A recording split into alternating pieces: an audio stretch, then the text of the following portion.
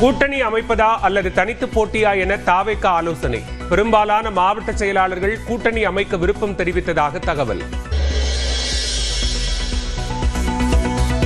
நடிகர் ரஜினிகாந்தை திமுக மிரட்டியதாக கூறுவது அப்பட்டமான பொய். அரசியல் ஆதாயம் தேட விஜய் கட்சியினர் பொய் சொல்வதாக அமைச்சர் ரகுபதி பேட்டி.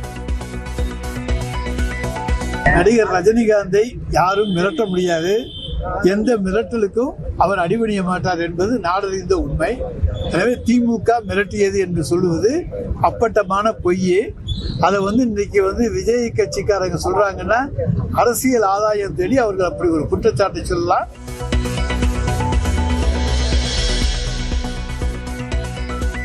அமெரிக்க போர் விமானம் ஈராக்கில் கீழே விழுந்த விபத்தில் 4 வீரர்கள் பலி. போர் விமானங்களுக்கு வானிலேயே எரிபொருள் நிரப்ப பயன்படுத்தப்படும் KC-135 ரக விமானம் கீழே விழுந்து விபத்திற்குள்ளானது.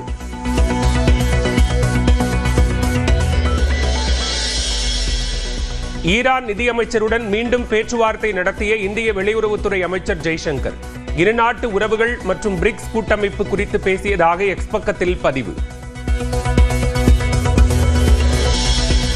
திமுக கொங்கு நாடு மக்கள் தேசிய கட்சி இடையே தொகுதி பங்கீடு ஒப்பந்தம் கையெழுத்து. 2 தொகுதிகள் ஒதுக்கப்பட்ட நிலையில் உதயசூரியன் சின்னத்தில் போட்டி என அறிவிப்பு. 2 சட்டமன்ற தொகுதிகளை தொகுதி உடன்பாட்டிலே கையெழுத்திட்டிருக்கிறோம். உதயசூரியன் சின்னத்திலே போட்டியிடுவதென்றும் ஒப்புக்கொண்டிருக்கிறோம். இதுவரை 5 கட்சிகளுடன் தொகுதி பங்கீடு உடன்பாட்டை மேற்கொண்டுள்ள திமுக. காங்கிரசுக்கு 28, மதிமுகவுக்கு 4, கொங்கு நாடு மக்கள் தேசிய கட்சி, இந்திய யூனியன் முஸ்லீம் லீக் மற்றும் மனிதநேய மக்கள் கட்சிகளுக்கு தலா 2 தொகுதிகள் ஒதுக்கீடு. இந்திய கம்யூனிஸ்ட் மற்றும் மார்க்சிஸ்ட் கம்யூனிஸ்ட் கட்சிகளுடன் திமுக நாளை தொகுதி பங்கீடு பேச்சு. உடன்பாடு ஏற்படுமா என எதிர்பார்ப்பு. திமுக கூட்டணிக்கு ஆதரவு தெரிவித்தார் அதிமுக கர்நாடக மாநில முன்னாள் செயலாளர் புகழேந்தி. தேர்தலில் திமுகவுக்கு ஆதரவாக தமிழ்நாடு முழுவதும் பரப்புரை செய்ய உள்ளதாக பேட்டி. தமிழ்நாடு முதலமைச்சருடைய தலைமைதான் சரியானது. தமிழகம் முழுவதும் பிரச்சாரம் செய்து ஆதரிப்பேன் என்பதை அவர்களுக்கு சொல்லி புது இயக்கத்தினுடைய கட்சியினுடைய நான் துவக்கத்திற்கு வாழ்த்துக்களையும் பெற்று அனைத்திந்திய புரட்சித் தலைவர் மக்கள் முன்னேற்ற கழகம் என்ற கட்சியில் இணைந்தார் சசிகலா. தென்னந்தோப்பு சின்னத்தில் போட்டி என அறிவிப்பு. அனைத்திந்திய புரட்சித் தலைவர் மக்கள் முன்னேற்ற கழகம் தேர்தலில் கூட்டணி அமைத்தே போட்டி என சசிகலா அறிவிப்பு. தனிமரம் தோப்பாகாது என விளக்கம்.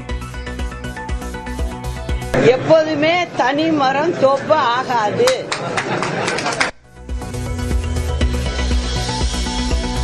எடப்பாடி பழனிசாமியை சந்தித்து அதிமுகவில் இணைந்தார் காளியம்மாள். நாம் தமிழர் கட்சியிலிருந்து கடந்த ஆண்டு பிப்ரவரி மாதத்தில் வெளியேறிய நிலையில் அதிமுகவில் இணைந்தார்.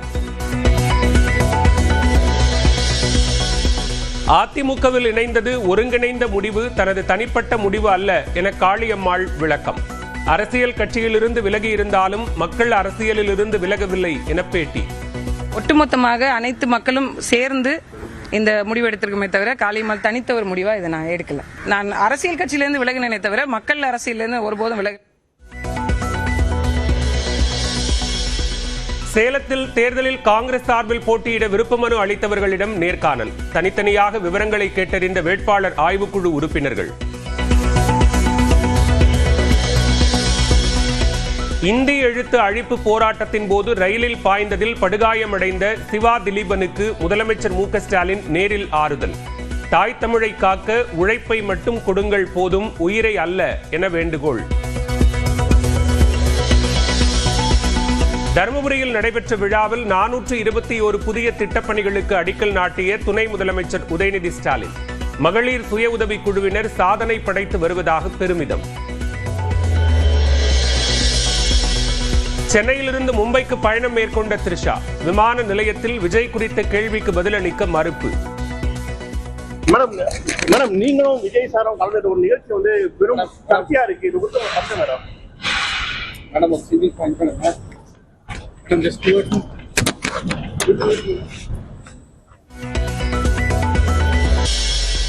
ரஜினி திமுகவால் தான் அரசியலுக்கு வரவில்லை என்பது கற்பனை. அதிகாரம் மற்றும் ஆட்சிக்கு ஆர்வம் காட்டுபவர் ரஜினி இல்லை என்றும் திருமாவளவன் விளக்கம். நடிகர் ரஜினிகாந்த் அவர்களை பொறுத்தவரையில் அரசியல் அதிகாரம், ஆட்சி போன்றவற்றுக்கு ஆர்வம் காட்டக்கூடியவர் அல்ல, அல்லது மயங்கக்கூடியவர் அல்ல. யூத் படத்திற்காக பணம் வாங்காமல் ஜிவி பிரகாஷ் இசையமைத்து கொடுத்ததாக கூறிய கருணாஸ், கர படத்திற்கு தனுஷிற்கு மத்திய விருது வழங்கினால் தனக்கும் விருது கொடுக்க வேண்டும் எனவும் பேச்சு. நான் கரையில நடிச்சிருங்க, அந்த கரையில அவருக்கு அவார்டு கிடைச்சிச்சுன்னா எனக்கும் கொடுத்தாகணும், இல்லைன்னா நான் கவர்மெண்ட் சென்ட்ரல் கவர்மெண்ட் மேல செம வெறுப்பாயிருவேன். என்ன நான் பிஜேபி திட்டங்கிட்டுன்னு சொல்லி கொடுக்காமலாம் அவாய்ட் பண்ணிடக்கூடாது, கொடுத்தே ஆகணும். என்டிஏ அரசை கண்டித்து 15ஆம் தேதி மதச்சார்பற்ற முற்போக்கு கூட்டணி அனைத்து மாவட்டங்களிலும் ஆர்ப்பாட்டம். தமிழ்நாட்டுக்கு திட்டங்களும் இல்லை, அடுப்பெரிக்க கேஸ் சிலிண்டரும் இல்லை என்றும் கண்டனம். ஞாயிறன்று நடைபெறவிருந்த திமுக மாவட்ட செயலாளர்கள் கூட்டம் ஒத்திவைப்பு. திங்கட்கிழமை காலை 10:30 மணிக்கு அண்ணா அறிவாலயத்தில் நடைபெறும் என அறிவிப்பு.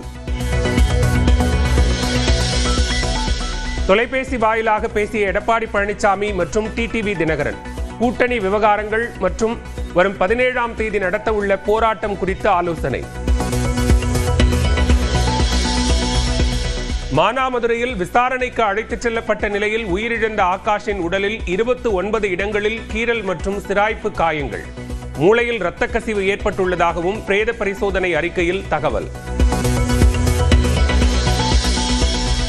தட்டுப்பாடு என்ற வதந்தியை நம்பி சென்னையில் பெட்ரோல் பங்குகளில் 3வது நாளாக குவிந்த மக்கள். திருத்துறைப்பூண்டி, ராமநாதபுரம் உள்ளிட்ட பகுதிகளில் பெட்ரோல் நிலையங்கள் மூடப்பட்டதால் வாகன ஓட்டிகள் அவதி. புதுக்கோட்டையில் நேற்று ஒவ்வொரு பெட்ரோல் விற்பனை நிலையங்களிலும் சராசரியாக 12,000 லிட்டர் பெட்ரோல் விற்பனை. நேற்றைய பிரச்சனையை பார்த்தீங்கன்னா 12,000 லிட்டர் ஒரே டைம்ல காலி ஆயிடுச்சு. இதுதான் எங்க இதுல ஃபர்ஸ்ட். இது 12,000 லிட்டர் காலியானது பெரிய விஷயம் கிடையாது. கேனு தான் அடிக்கடி புடிச்சிட்டு போறதுதான். 20 லிட்டர் 30 லிட்டர் கேனுனாலதான் இவ்வளவு ஒரு பிரச்சனையே வந்தது.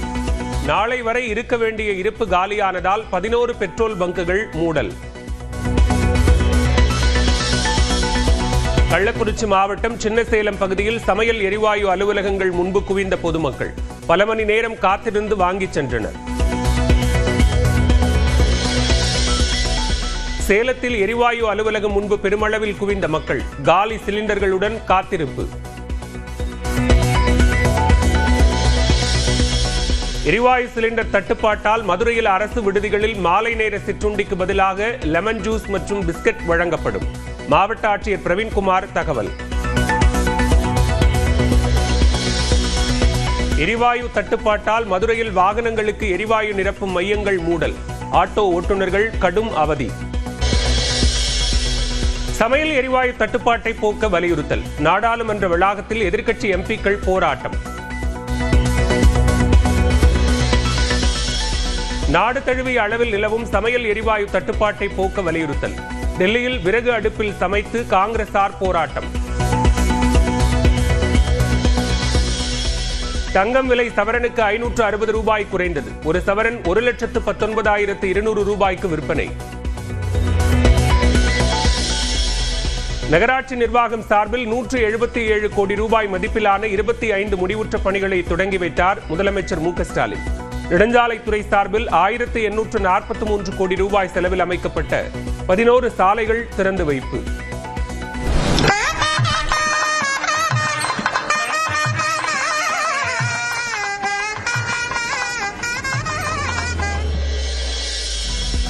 தூத்துக்குடி மாவட்டம் உடன்குடியில் 13,077 கோடி ரூபாயில் நிறுவப்பட்ட அனல் மின் நிலையத்தின் முதல் அலகை திறந்து வைத்த முதலமைச்சர் மின் உற்பத்தியையும் காணொலி காட்சி வாயிலாக தொடங்கி வைத்தார்.